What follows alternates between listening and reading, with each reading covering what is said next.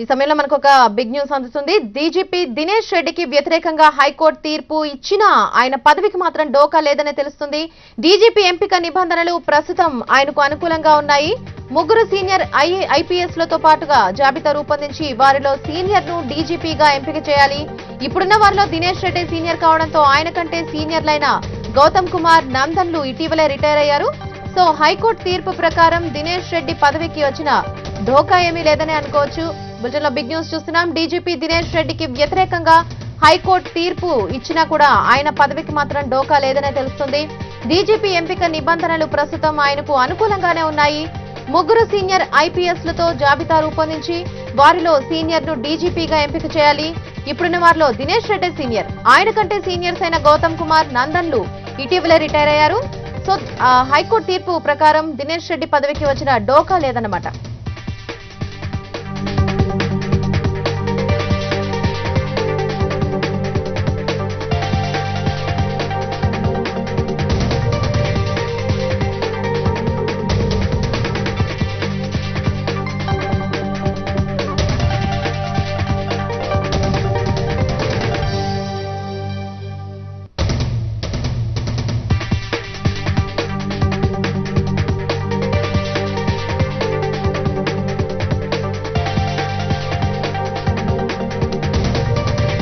Big news చూస్తున్నాం. DGP Dinesh రెడ్డికి వ్యతిరేకంగా హైకోర్టు తీర్పు ఇచ్చినా కూడా ఆయన పదవికి మాత్రం డోకా లేదనే తెలుస్తోంది.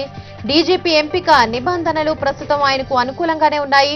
ముగ్గురు సీనియర్ ఐపీఎస్ లతో జాబితా రూపొందించి వారిలో సీనియర్ ను డీజీపీగా ఎంపిక చేయాలి. ఇప్పుడున్న వారిలో దినేష్ రెడ్డి సీనియర్, ఆయన కంటే సీనియర్లైన గౌతమ్ కుమార్ నందన్లు ఇటీవల రిటైర్ అయ్యారు. సో హైకోర్టు తీర్పు ప్రకారం దినేష్ రెడ్డి పదవికి వచ్చిన డోకా లేదనే చెప్పుకోవచ్చు.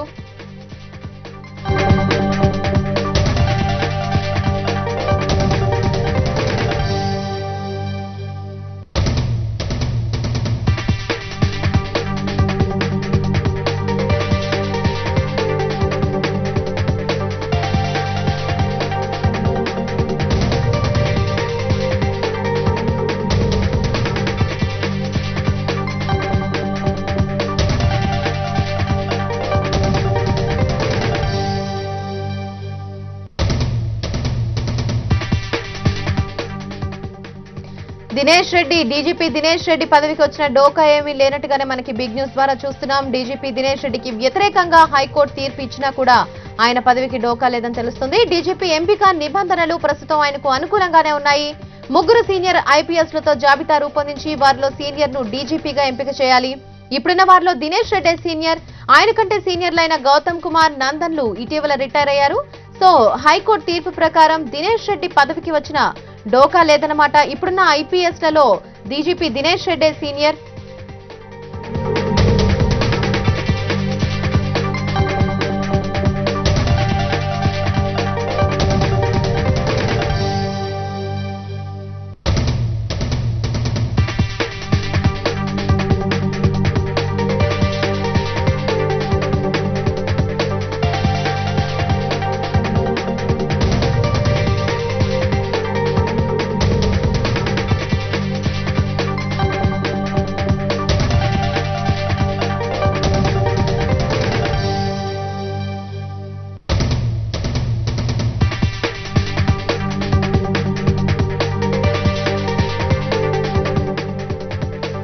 డీజీపీ దినేష్ రెడ్డికి వ్యతిరేకంగా హైకోర్టు తీర్పు ఇచ్చినా కూడా ఆయన పదవికి డోకా లేదని తెలుస్తుంది. డీజీపీ ఎంపిక నిబంధనలు ప్రస్తుతం ఆయనకు అనుకూలంగానే ఉన్నాయి.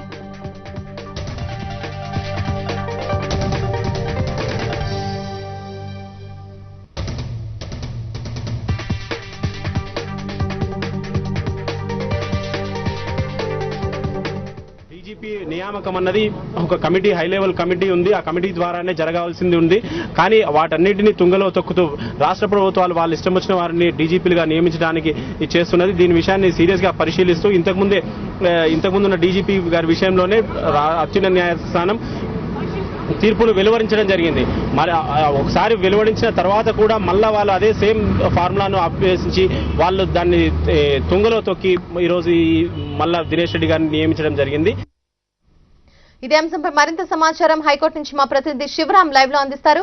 శివరాం, చెప్పండి, హైకోర్టు ఇచ్చిన తీర్పు మేరకు ఇప్పుడు రాష్ట్ర ప్రభుత్వం ఎలాంటి ఏ నిర్ణయం తీసుకోబోతుంది? ఏ విధంగా డీజీపీని నియమించే అవకాశం కనిపిస్తుంది? అంటే డీజీపీ దినేష్ రెడ్డి ఇప్పుడు సీనియర్ గా కనిపిస్తుంది కదా, ఈ నేపథ్యంలో ఎలాంటి రిపోర్ట్ సబ్మిట్ చేసే అవకాశం ఉంది రాష్ట్ర ప్రభుత్వం?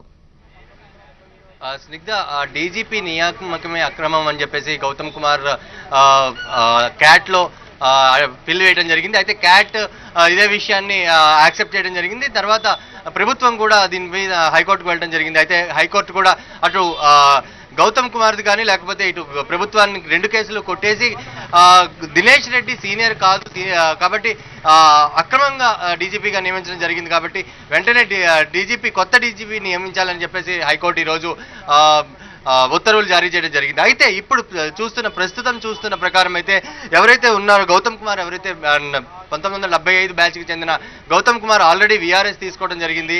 అలాగే ఇక మిగిలింది దినేష్ రెడ్డి మాత్రమే, ఎందుకంటే 1977 బ్యాచ్కి సంబంధించిన వ్యక్తి. ఇక మిగిలిన వాళ్లలో దినేష్ రెడ్డి కంటే సీనియర్ అయిన శివశంకర్ రెడ్డి ఆల్రెడీ రిటైర్ అయిపోవడం జరిగింది. అలాగే ఉమేష్ కుమార్ కుంభకోణాల వల్ల సస్పెండ్ అవడం జరిగింది. కాబట్టి 77 బ్యాచ్కి చెందిన దినేష్ రెడ్డి మాత్రమే డీజీపీగా ఉండే అవకాశాలు ఉన్నాయి. అలాగే నెక్స్ట్ బ్యాచెస్ ఎవరైతే 1979 బ్యాచ్కి అరుణ బాహుగుణ కానీ లేకపోతే టిపి దాస్ కానీ హెచ్ఏ హుడా కానీ ప్రసాదరావు కానీ వీళ్ళందరూ కూడా వేరే వివిధ పోస్టుల్లో ఉన్నారు. సో ఇప్పుడు మిగిలింది మాత్రం దినేష్ రెడ్డికే అవకాశాలు ఎక్కువగా ఉన్నాయి. ఇదే విషయాన్ని ప్రభుత్వం హైకోర్టుకు తెలిపే అవకాశాలు ఉన్నాయి. యూపీఎస్సీ రూల్స్ ప్రకారం కూడా ఎవరైతే సీనియర్ ఐపీఎస్ ఉంటారో వారినే డీజీపీగా నియమించే అవకాశాలు ఉన్నాయి. అయితే ఇవన్నీ చూస్తుంటే కనుక దినేష్ రెడ్డినే మరొకసారి డీజీపీగా ఉండే అవకాశాలు ఉన్నాయి. అలాగే ప్రభుత్వానికి ఇదే విషయాన్ని కూడా హైకోర్టుకి నివేదిక అందించే అవకాశాలు ఉన్నాయి. అలాగే యూపీఎస్సీకి సంబంధించిన విషయాలు కూడా ఇన్ఫర్మేషన్ ఇచ్చే అవకాశాలు కూడా ఉన్నాయి. శ్రీగ్ధ, అయితే శివరాం, కమిటీ ప్రకారం కాకుండా రాష్ట్ర ప్రభుత్వం తన ఇష్టానుసారంగా డీజీపీని నియమిస్తుందని ఒక కామెంట్ కూడా ఉంది. దీనిపై హైకోర్టు ఏ విధంగా స్పందించింది? స్నిగ్ధ, ఇంతకు ముందు కూడా రాజశేఖర్ రెడ్డి ప్రభుత్వంలో ఉన్నప్పుడు కూడా ఇలాగే క్యాట్ అక్షింతలు వేయడం జరిగింది. అంతకుముందు ఎలక్షన్ మూమెంట్ జరిగినప్పుడు కూడా తనకి సంబంధించిన వాళ్ళని డీజీపీగా నియమించడంతో ఈవెన్ ఎలక్షన్ కమిషన్ కూడా ప్రభుత్వానికి అక్షింతలు వేయడం జరిగింది. అప్పుడు మళ్ళీ మార్చి వేరే ఐపీఎస్ ఆఫీసర్ని డీజీపీగా నియమించడం జరిగింది. సో ప్రభుత్వానికి అనుకూలంగా ఉన్న వాళ్ళని డీజీపీగా నియమించడం అనేది ఒక ఆనవాయితీగా మన రాష్ట్ర ప్రభుత్వం జరుగుతోంది. ఇదే విషయాన్ని గౌతమ్ కుమార్ ఆ రోజు అప్పుడు క్యాట్కి వెళ్ళడం జరిగింది, పిల్ వేయటం కూడా జరిగింది. సో అయితే దీని మీద క్యాట్ హైకోర్టు ఇవన్నీ తిరిగినా కూడా ప్రభుత్వంపై కొంచెం మనస్పర్ధలు ఉండడంతో గౌతమ్ కుమార్ వీఆర్ఎస్ తీసుకోవడం జరిగింది. ఇప్పుడు ఇక మిగిలింది డీజీపీ దినేష్ రెడ్డి కాబట్టి ప్రస్తుతం ఎంత ఇన్ఛార్జ్ డీజీపీగా హైకోర్టు ఉండమన్నా కూడా పర్మనెంట్ డీజీపీగా మాత్రం దినేష్ రెడ్డి ఉండే అవకాశాలు కనబడుతున్నాయి. శ్రీగ్ధ, అయితే 2 వారాల్లోగా నియమించాలన్నట్టుగా మనకి సమాచారం అందుతుంది. అదేవిధంగా వారంలో 3 ఐపీఎస్ ల జాబితాను కూడా ప్రిపేర్ చేయాలని హైకోర్టు ఆదేశించినట్టుగా కూడా మనకి సమాచారం ఉంటుంది. ఇప్పుడు ఉన్న లిస్టు ప్రకారం దినేష్ రెడ్డి సీనియర్ అయినప్పుడు మిగిలిన 2 పేర్లు సజెస్ట్ చేసే అవకాశం ఉందా, లేకపోతే ఏకగ్రీవంగా దినేష్ రెడ్డి పేరే సజెస్ట్ చేస్తారా? అయితే హైకోర్టు ఉత్తర్వుల ప్రకారం 3 సజెస్ట్ చేయాలని ఏదైతే ఉత్తర్వు ఉందో 1977కి చెందిన దినేష్ రెడ్డి, అలాగే 79కి ఇక నెక్స్ట్ 79కి చెందిన వాళ్ళు మాత్రమే ఉన్నారు. అరుణ బాహుగుణ కానీ టిపి దాస్ కానీ జైళ్ల శాఖకు డీజీగా ఉంటున్నారు. అలాగే Aruna Bahuguna AP police housing సొసైటీకి డీజీగా ఉంటున్నారు. అలాగే హెచ్ఏ హుడా కూడా ఉన్నారు. అలాగే Prasadarao ACP DG anti corruption బ్యూరోకి కూడా డీజీగా ఉన్నారు. సో వీళ్ళందరినీ చూసుకుంటే వీళ్ళ పేర్లు పంపించినా కూడా ఉన్న వీళ్లలో దినేష్ రెడ్డికి మాత్రమే అవకాశాలు ఉన్నాయి. సీనియారిటీ ప్రకారం దినేష్ రెడ్డికి మాత్రమే డీజీపీగా ఉండే అవకాశాలు కనబడుతున్నాయి. శ్రీగ్ధ, థ్యాంక్ యూ శివరాం.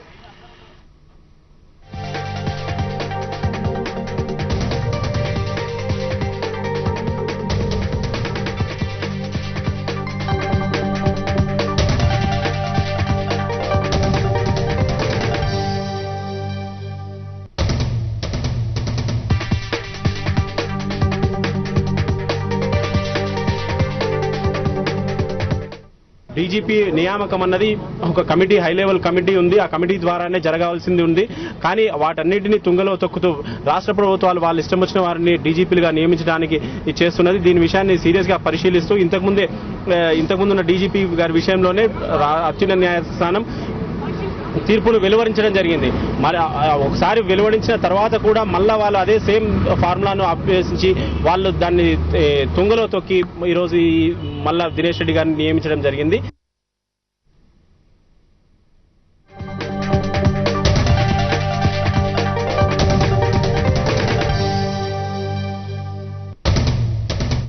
బ్రేక్ తీసుకుందాం. బ్రేక్ తర్వాత మరిన్ని అప్డేట్స్.